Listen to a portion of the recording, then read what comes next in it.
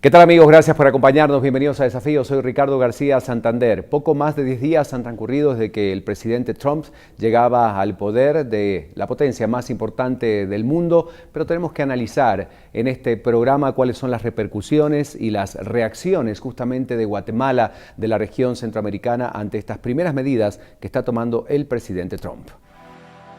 Las remesas, acuerdos comerciales, inversión, donaciones, empleo, migraciones, entre otros, son temas que han estado en constante preocupación en la comunidad internacional con la llegada de Donald Trump a la presidencia de los Estados Unidos de América.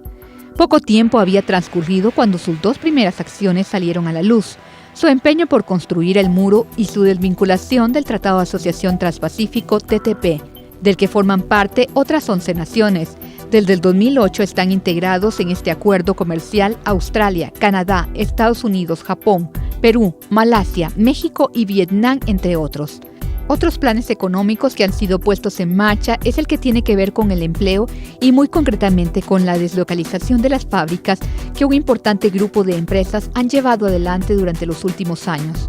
Todos estos planes económicos, consideran algunos analistas, conllevarán unos daños colaterales que se reflejarán mayoritariamente en los mercados de divisas y el ingreso de países como Guatemala, que dependen directamente de su economía de la norteamericana.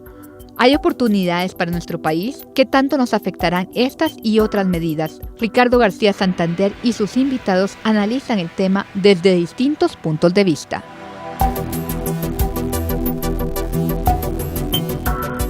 Bueno, efectivamente, tenemos que empezar a analizar las políticas del actual presidente de Estados Unidos, que no se hicieron esperar. Desde el discurso inaugural ya podíamos advertir muchas de las cosas que han pasado a lo largo de estos días, poco más de 10, desde que asumiera el poder Donald Trump. Y en este primer bloque en Desafíos está Cecil de León, que es analista político internacional. Cecil, bienvenido. ¿Qué tal? Gracias por acompañarnos.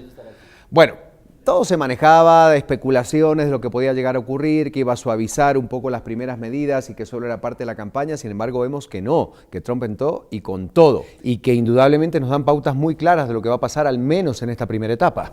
¿Cómo no? Hay que tener claro que una de las cosas que ha iniciado es evitar el ingreso de ciertas nacionalidades hacia Estados Unidos, hacia el interior, especialmente de países musulmanes. Hoy leí en la mañana que se suma Argentina en la reducción de ingresos a Estados Unidos, porque Argentina es el país que más visas, igual que Chile, solicita. Entonces le van a restringir el ingreso también a los argentinos. Sin embargo, hay que dimensionar la cosa, y una de las promesas también de Trump es que iba a iniciar una casa de los ilegales dentro de Estados Unidos. Eso no se ha iniciado. Lo que se inició fue evitar el ingreso de ciertas nacionalidades.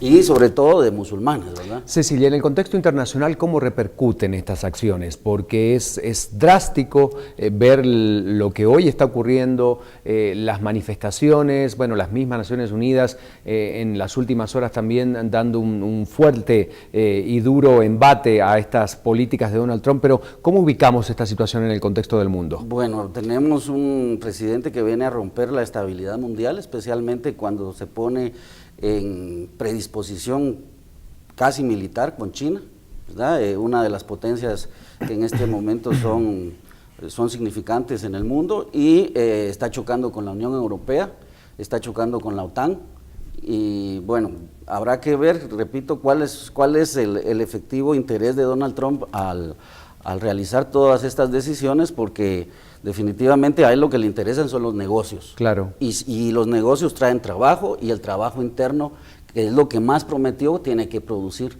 Pero hoy el mundo está dislocado, hoy la globalización es una realidad, y aunque ya empezó condicionando a Toyota, a Ford Motors y a otras casas productoras para que trasladen su producción a Estados Unidos porque la tenían fuera, especialmente en México o en China, pues va a ser una batalla larga y difícil, porque tiene costos también para las empresas regresar a Estados Unidos sus plantas de producción. Para hacer buenos negocios hay que también tener buenas relaciones en cuanto al manejo y al llegar al punto de equilibrio en esa negociación. ¿Quiénes serán esos elementos o esos grupos fuertes con los que podrá negociar Estados Unidos? ¿Será Gran Bretaña? ¿Será Rusia? Bueno, depende de los temas. En este momento a Estados Unidos le interesa el tema de la lucha contra Estado Islámico y ahí tiene buena relación con Rusia, pero no necesariamente en otros temas van a tener buena relación, especialmente en lo que significa los tratados de misiles nucleares. Esa es una disputa muy fuerte con Rusia. Con Inglaterra desde finales del siglo pasado ha sido el aliado permanente de Estados Unidos, prácticamente la gran potencia era la Gran Bretaña y Estados Unidos en el siglo pasado toma esa posición, así que van a seguir manteniendo esa relación estratégica.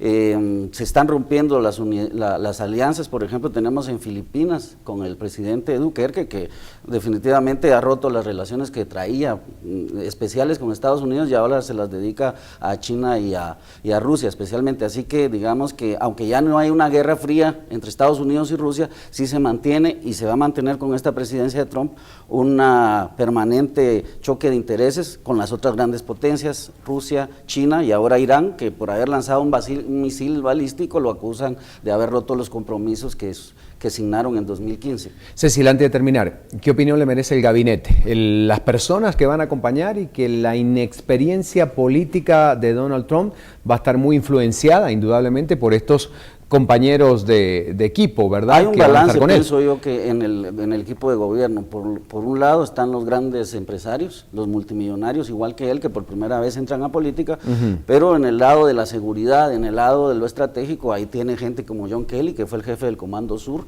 que tiene una gran experiencia, el mismo secretario para Asuntos Económicos es el expresidente de la Exxon, entonces digamos que en ese sentido está balanceado, gente inexperta y gente con mucha experiencia, y que juntos están marcando la línea para alcanzar los intereses de ese grupo que está ahí.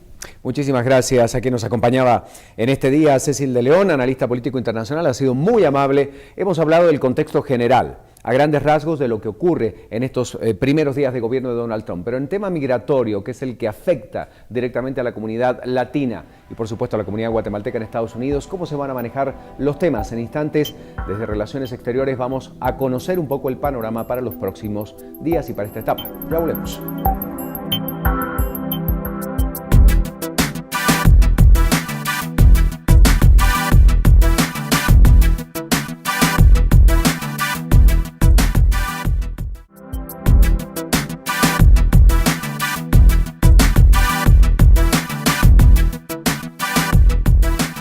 Gracias por seguir esta noche con nosotros en Desafíos. Eric Maldonado, ex viceministro de Relaciones Exteriores, especialista en este tema, por supuesto, está con nosotros. Bueno, gracias por acompañarnos. Muchísimas gracias. Bienvenido, un placer saludarlo. Indudablemente el tema migratorio es el que ha generado más temor, mayor cantidad de especulaciones sobre el tema.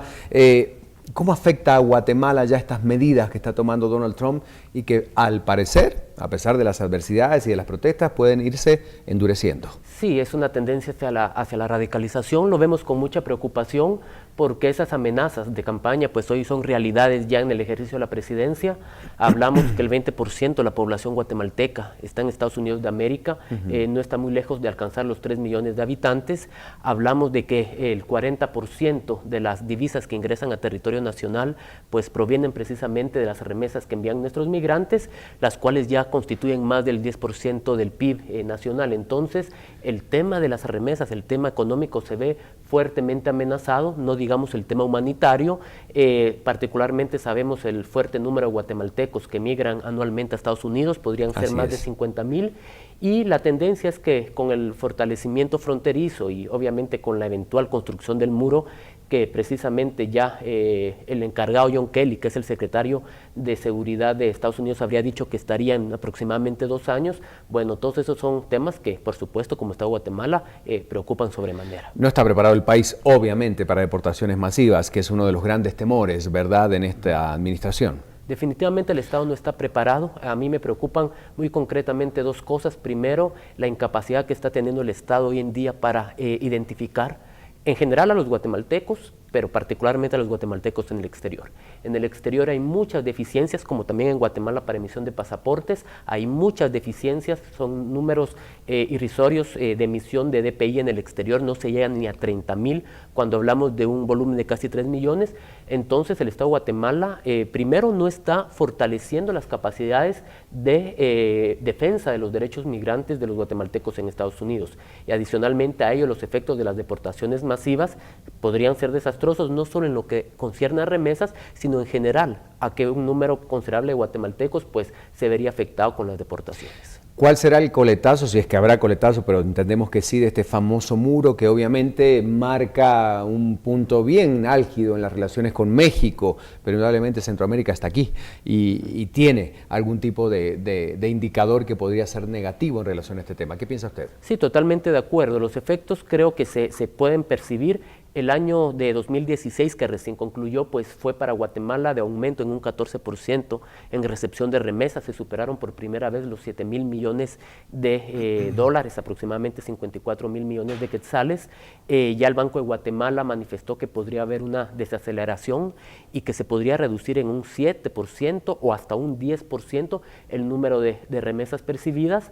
Posiblemente hay un aumento en los primeros meses derivado precisamente de que los guatemaltecos podrían tomar cualquier decisión de envío de remesas antes que el presidente Trump implemente eventualmente algunas de las políticas con las que amenazó, gravar las remesas, limitar que envíen remesas las personas que están en situación de irregular.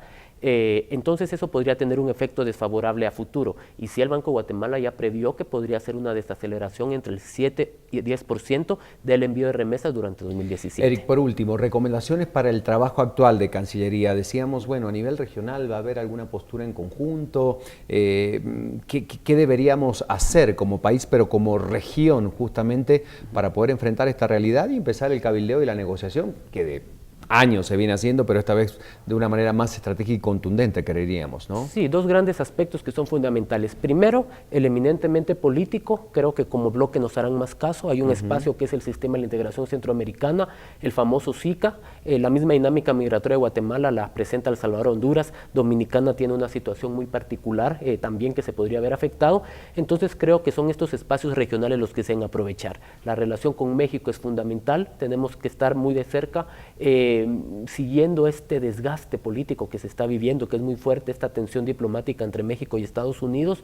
Obviamente México en una situación de manifiesta desventaja, pero creo que con la dignidad suficiente para hacer valer derechos, pero también es el trabajo eminentemente consular. Además del político, la necesidad del fortalecimiento y ampliación consular, pues estaremos muy pendientes del ofrecimiento de la apertura de 4 nuevos consulados en Estados Unidos que son fundamentales, y el tema es mucho más estructural, mucho más de fondo. Las relaciones bilaterales con Estados Unidos pues seguirán rigiéndose por los 3 estados del Triángulo Norte de Centroamérica, por el Plan Alianza para la Prosperidad, el fortalecimiento institucional, la creación de oportunidades, pero sí, el Estado guatemalteco tiene que tomar con la seriedad, esto está apenas iniciando, es decir, estas son las luces de lo que son 4 años muy difíciles, posiblemente que se podrían postergar a 8. Hay temas que son muy representativos de ello. Yo me temo, espero no ser ave de mal agüero, pero que pueden venir redadas, que más que una detención masiva lo que tienden es a provocar una zozobra y una desincentivación de la migración. Todas estas medidas que tal vez mediáticamente son muy fuertes, claro. El tema de las redadas que afectó tremendamente a los guatemaltecos hasta antes del régimen de Obama. Entonces creo que el Estado de Guatemala tiene esos compromisos, una masiva divulgación de información, fortalecimiento de red consular y aprovechar estos espacios regionales a los que me refería. Muchísimas gracias, Eric Maldonado, ex viceministro de Relaciones Exteriores, muy amable por acompañarnos en Desafíos. Y luego, desde el punto de vista comercial, otro tema fundamental que tiene relación directa con estas políticas que está aplicando el presidente de Estados Unidos. Luego de la pausa.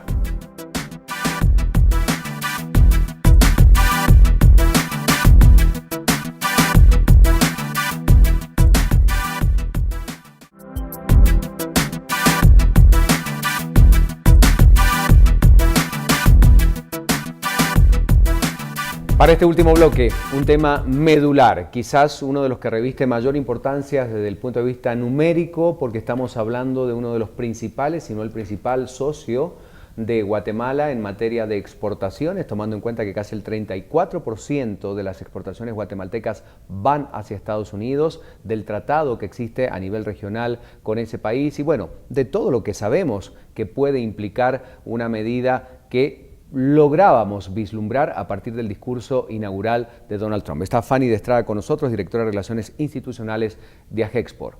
Crónica de una situación anunciada. Fanny, ¿qué tal? Bienvenida, muchas gracias. Muchas gracias, un gusto estar acá, Ricardo. Cuéntame. Esto iba a ocurrir, ¿no? Era parte de... Bueno, mira, realmente yo creo que tenemos que reconocer que, a pesar de que habíamos oído todo lo que se decía en la campaña, uno siempre pensaba que en la campaña se dicen muchas cosas, pero la verdad es que no solo los guatemaltecos ni centroamericanos, el mundo entero está estremecido, porque lo que está ocurriendo, digamos, con todas las medidas que está tomando el nuevo presidente de los Estados Unidos, es que está cambiando realmente el orden económico mundial en su totalidad. El tema es de los grandes gigantes del comercio internacional y de la economía mundial, y por supuesto países tan pequeños como nosotros nos vemos arrastrados, digamos, en esa gran ola de incertidumbre. Esto lo podemos decir que es una conmoción mundial, bueno, en el tema económico, en el tema de seguridad, en el tema de medio ambiente, realmente sí son muchas cosas, Ricardo. Fanny, mientras Guatemala se reacomoda, mientras buscan nuevos mercados, mientras abre sus espacios a otras regiones, que esto no es de la noche a la mañana, ¿qué pasa con esa realidad numérica de las exportaciones que van a Estados Unidos, de importaciones, ese mercado específicamente, que para la cifra de Estados Unidos es muy pequeño, pero para nosotros es elemental? Es crucial, porque mira, la relación nuestra comercial, económica y humana con Estados Unidos ha sido muy sólida, muy fuerte. Millones ahora de familias están interrelacionadas con Estados Unidos. En el tema de comercio, efectivamente, es nuestro principal socio comercial, pero además de eso tenemos que sumarle algo más. Ha sido un mercado muy noble para Guatemala. Estados Unidos nos compra de todo. Mira, tierra, piedras de volcán, hojas de plátano, todas las frutas, vegetales, alimentos procesados. Ni hablar de textiles, que son los que encabezan las exportaciones, ¿verdad? Vestuario, productos químicos. Y es un mercado con el que nos hemos entendido muy bien, porque el tipo de negocio que se hace con los americanos, como quizás estamos tan cerca, digamos, hay una forma muy fácil de hacer negocios con ellos, y han sido, si pudiéramos decirlo, siendo nosotros países tan pequeños, un país benevolente mucho antes de CAFTA. Y nos obligó a ser mucho más competitivos. Totalmente, o sea, y siempre ha estado muy vinculado, incluso hasta las últimas cosas que se han anunciado con la Alianza para la Prosperidad, si uno lo ve en forma profunda, están en una lucha, en un apoyo muy fuerte al combate a la corrupción, el combate a la impunidad, que son cosas que para nosotros los guatemaltecos son extraordinarias y que a veces solo teniendo aliados tan fuertes, nosotros como país podemos avanzar en esas cosas, pero igualmente en el comercio. Las inversiones, las alianzas estratégicas que los propios industriales y que los propios empresarios norteamericanos tienen aquí con nosotros son alianzas muy sólidas. De hecho, nuestro principal producto de exportación es vestuario textiles. Y la industria norteamericana, yo te digo, de algodón, de wholesalers, retailers, o sea, los grandes negocios, la única forma que han podido sobrevivir ante la competencia asiática, que no es nueva, no es de ahora, es por las alianzas estratégicas que tienen con países como nosotros, todo Centroamérica, el Caribe, y naturalmente tienen esos tipos de alianzas con Asia, ¿verdad? Entonces, lo que está pasando, pues sí, realmente nos genera mucha preocupación, pero yo diría que también hay aspectos positivos. Hay que reconocer que el problema que tiene Estados Unidos es el mismo casi que tenemos nosotros. Hay falta de empleo. Cada vez se han ido perdiendo más empleos. Y hay que ver las razones, que son las mismas quizá. Ellos en algunas cosas se han vuelto incompetitivos y por eso buscan alianzas estratégicas con nosotros. En otras es porque también sus avances tecnológicos los están llevando a toda la robotización de la industria.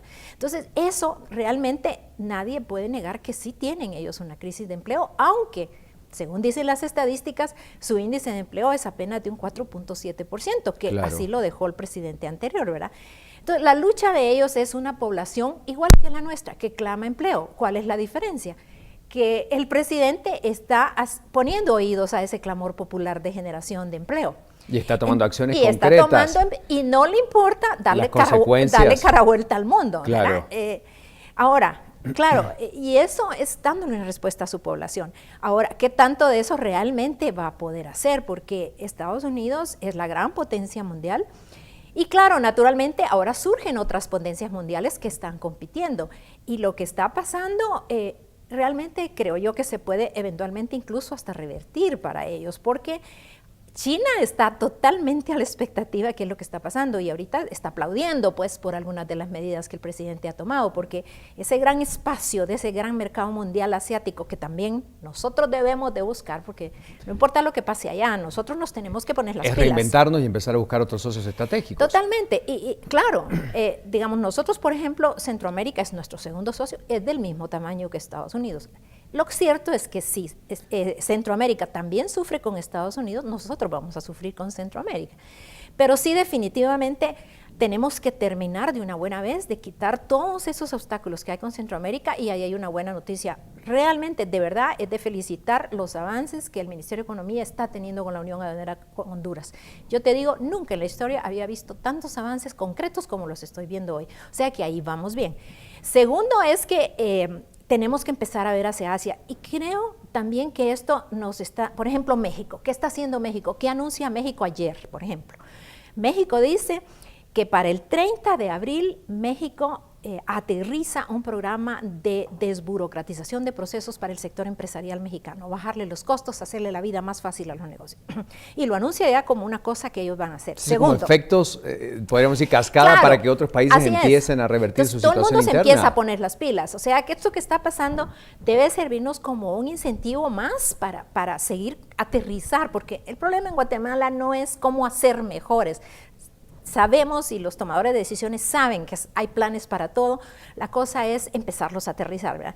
Anuncia, acelera, ya México dice, bueno, si Estados Unidos me suelta la alfombra, refuerza sus alianzas ya para cerrar el Tratado de Libre Comercio con Europa, adelantan las reuniones, ya la reunión de avances viene ahorita para en abril, luego siguen en Bruselas. Por el contrario, mira, Estados Unidos casi tiene muerta su negociación con Europa.